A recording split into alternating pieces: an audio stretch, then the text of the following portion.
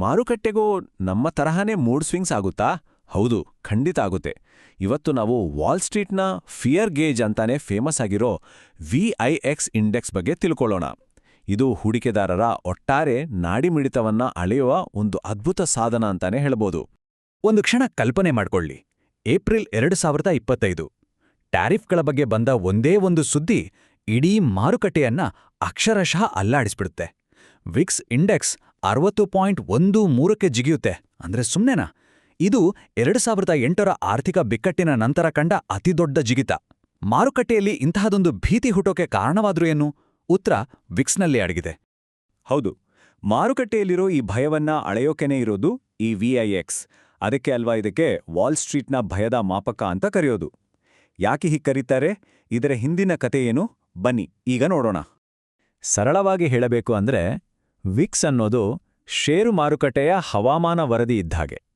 ಇದು ನಿನ್ನೆ ಏನಾಯ್ತು ಅಂತ ಹೇಳಲ್ಲ, ಬದಲಾಗಿ ಮುಂದಿನ 30 ದಿನಗಳಲ್ಲಿ ಬಿರುಗಾಳಿ ಬರೋ ಸಾಧ್ಯತೆ ಎಷ್ಟಿದೆ ಅಂತ ಮುನ್ಸೂಚನೆ ಕೊಡುತ್ತೆ. ಈ VX ಅನ್ನೋದು ನಿನ್ನೆ ಮೊನ್ನೆ ಬಂದಿದ್ದಲ್ಲ ಗೊತ್ತಾ. ಇದರದ್ದೇ ಆದೊಂದು ಇತಿಹಾಸ ಇದೆ. 1993ರಲ್ಲಿ CBOE ಇದನ್ನು ಮೊದಲ ಬಾರಿಗೆ ಪರಿಚಯಿಸಿತು. ಆಮೇಲೆ ಕಾಲಕ್ರಮೇಣ ಇದನ್ನ ಇನ್ನಷ್ಟು ನಿಖರಗೊಳಿಸಲಾಯಿತು. ಇವತ್ತು ಇದು ಜಗತ್ತಿನಾದ್ಯಂತ ಹೂಡಿಕೆದಾರರು ಬಳಸುವ ಒಂದು ಪ್ರಮುಖ ಸಾಧನವಾಗಿ ಬೆಳೆದು ನಿಂತಿದೆ. ಸರಿ, ಇದರ ಇತಿಹಾಸ ಎಲ್ಲ ಓಕೆ. ಆದರೆ ಈ VIX ನಂಬರ್ಗಳನ್ನ ಅರ್ಥ ಮಾಡ್ಕೊಳ್ಳೋದು ಹೇಗೆ? ಇದರ ಹಿಂದಿನ ಲೆಕ್ಕಾಚಾರವಾದ್ರೂ ಏನು? ಬನ್ನಿ ಈಗ ಸ್ವಲ್ಪ ಡೀಪ್ ಆಗಿ ನೋಡೋಣ.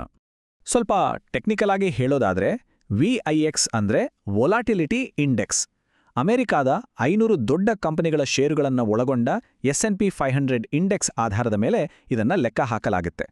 ಇದು ಒಂದು ರೀತಿ ಹೂಡಿಕೆದಾರರ ಒಪಿನಿಯನ್ ಪೋಲ್ ಇದ್ದ ಹಾಗೆ, ಭವಿಷ್ಯದ ಬಗ್ಗೆ ಅವರಿಗೆ ಎಷ್ಟು ಚಿಂತೆ ಇದೆ ಅಂತ ತಿಳಿದುಕೊಳ್ಳೋದು. ಹಾಗಿದ್ರೆ ಈ ವಿಕ್ಸ್ ನಂಬರ್ಗಳು ನಮ್ಗೆ ಏನ್ ಹೇಳ್ತಾವೆ? ನೋಡಿ, ಇದು ತುಂಬಾನೇ ಸಿಂಪಲ್.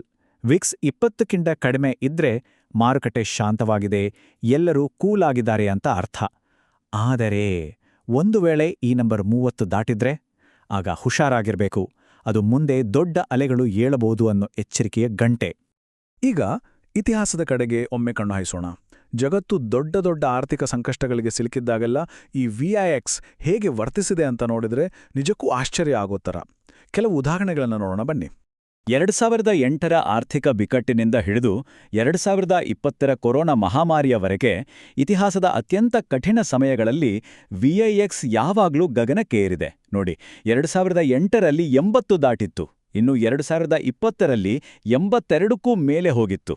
ಅಂದ್ರೆ ಆಗೆಲ್ಲ ಮಾರುಕಟ್ಟೆಯಲ್ಲಿ ಎಂಥ ಭಯಾನಕ ವಾತಾವರಣ ಇತ್ತು ಅಂತ ಈ ನಂಬರ್ಗಳೇ ಹೇಳ್ತವೆ. ವಿಕ್ಸ್ ಬಗ್ಗೆ ಇನ್ನೊಂದು ತುಂಬಾನೇ ಇಂಟ್ರೆಸ್ಟಿಂಗ್ ವಿಷಯ ಇದೆ. ಅದುವೇ ವಿಕ್ಸ್ ಮತ್ತೆ ಸ್ಟಾಕ್ ಮಾರ್ಕೆಟ್ ನಡುವೆ ಇರೋ ಒಂದು ಉಲ್ಟಾ ಸಂಬಂಧ, ಅಂದ್ರೆ ವ್ಯತಿರಿಕ್ತ ಸಂಬಂಧ. ಅದು ಹೇಗೆ ಅಂತೀರಾ? ಹೇಳ್ತೀನಿ ಕೇಳಿ. ಸಾಮಾನ್ಯವಾಗಿ ಯಾವಾಗ S&P 500 ಇಂಡೆಕ್ಸ್ ಅಂದರೆ ನಮ್ಮ ಮಾರುಕಟ್ಟೆ ಕೆಳಗೆ ಬೀಳಲು ಶುರು ಆಗುತ್ತೋ ಆಗ ಹೂಡಿಕೆದಾರರ ಭಯ ಹೆಚ್ಚಾಗುತ್ತೆ ಅಲ್ವಾ? ಅದೇ ಭಯ VIX ರೂಪದಲ್ಲಿ ಮೇಲಕ್ಕೇಳುತ್ತೆ. ಇದು ಪಕ್ಕಾ ಸೀಸಾ ಆಟ ಇದ್ದಾಗೆ. ಮಾರ್ಕೆಟ್ ಕೆಳಗೆ, VIX ಮೇಲೆ. ಆದರೆ ಇಲ್ಲೊಂದು ಟ್ವಿಸ್ಟ್ ಇದೆ. ಈ ಸಂಬಂಧ ಯಾವಾಗಲೂ ನೇರವಾಗಿ ಇರಲ್ಲ. ಕೆಲವೊಮ್ಮೆ ನೋಡಿ, ಮಾರುಕಟ್ಟೆ ಸ್ವಲ್ಪ ಕೆಳಗೆ ಬಂದಿರುತ್ತೆ, ಆದರೆ VIX ಮಾತ್ರ ಆಕಾಶಕ್ಕೆ ಜಿಗ್ದು ಬಿಡುತ್ತೆ. ಅಂದ್ರೆ ಭಯ ಅನ್ನೋದು ಎಷ್ಟು ಸೂಕ್ಷ್ಮವಾದದ್ದು ಅಂತ ಇದರಿಂದ ಗೊತ್ತಾಗುತ್ತೆ. VIX ಅಷ್ಟು ಸೆನ್ಸಿಟಿವ್. ಸರಿ, ಇಷ್ಟೆಲ್ಲ ಆಯ್ತು. ವಿಕ್ಸ್ ಅಂದ್ರೆ ಏನು, ಹೇಗೆ ಕೆಲಸ ಮಾಡುತ್ತೆ ಎಲ್ಲ ನೋಡಿದ್ವಿ. ಆದರೆ ಇದೆಲ್ಲ ನಮ್ಗೆ ಯಾಕೆ ಬೇಕು? Why does this matter? ಇದರ ನಿಜವಾದ ಉಪಯೋಗವೇನು? ಹೂಡಿಕೆದಾರರ ಪಾಲಿಗೆ VIX ಒಂದು ಮಲ್ಟಿಪರ್ಪಸ್ ಟೂಲ್ ಇದ್ದ ಹಾಗೆ. ಮೊದಲನೇದಾಗಿ ಇದು ಮಾರುಕಟ್ಟೆಯ ಮೂಡ್ ಮೀಟರ್. ಎರಡನೇದಾಗಿ ಸಂಭಾವ್ಯ ನಷ್ಟಗಳಿಂದ ತಮ್ಮ ಹೂಡಿಕೆಗಳನ್ನು ರಕ್ಷಿಸಿಕೊಳ್ಳೋಕೆ ಇದನ್ನ ಬಳಸ್ತಾರೆ. ಅಷ್ಟೇ ಅಲ್ಲ, ಕೆಲವೊಮ್ಮೆ ಮಾರುಕಟ್ಟೆಗೆ ಎಂಟ್ರಿ ಅಥವಾ ಎಕ್ಸಿಟ್ ಆಗೋಕೆ ಸರಿಯಾದ ಸಮಯ ಯಾವುದು ಅಂತ ನಿರ್ಧರಿಸಲು ಕೂಡ ಇದು ಸಿಗ್ನಲ್ ಕೊಡುತ್ತೆ. ನಾವು ಶುರು ಮಾಡಿದ 2025ರ ಕಥೆಗ ವಾಪಸ್ ಬರೋಣ. ಆ ದೊಡ್ಡ ಸ್ಪೈಕ್ ಆದ್ಮೇಲೆ VIX ಈಗ ನಾರ್ಮಲ್ ಮಟ್ಟಕ್ಕೆ ಬಂದಿರಬಹುದು. ಆದರೆ ಆರ್ಥಿಕ ನೀತಿಗಳಲ್ಲಿನ ಹಠಾತ್ ಬದಲಾವಣೆಗಳು, ಜಾಗತಿಕ ಅನಿಶ್ಚಿತತೆ ಇದೆಲ್ಲನೂ ನಮ್ಮ ಸುತ್ತಲೂ ಇದೆ. ಅಂದ್ರೆ ಮುಂದಿನ ಬಿರುಗಾಳಿ ಯಾವಾಗ ಬೇಕಾದ್ರೂ ಅಪ್ಪಳಿಸಬಹುದು. ಮತ್ತು ಆ ಬಿರುಗಾಳಿಯ ಮೊದಲ ಮುನ್ಸೂಚನೆ ಬಹುಶಃ ನಮಗೆ VIX ನಿಂದಾನೇ ಸಿಗಬಹುದು. ಕಾದು ನೋಡೋಣ.